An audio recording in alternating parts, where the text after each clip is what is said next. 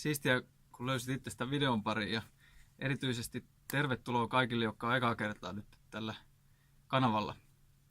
Mä siis teen tänne suht säännöllisesti tämmöisiä Suomessa suosittujen kappaleiden soiton opetteluvideoita, pitkä sana. Mutta niin, halusin tulla sanoa myös sen, että jos sulla on itsellä jotain ehdotuksia kappaleista, mitä haluaisit opetella, niin pistä tonne videon kommentteihin. Mä luen niitä. En lupaa toteuttaa kaikkia, mutta ainakin semmoset, jotka saa paljon suosiota.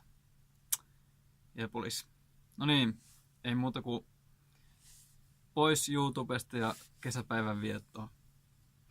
Moro. Itsehän jään sisälle siis.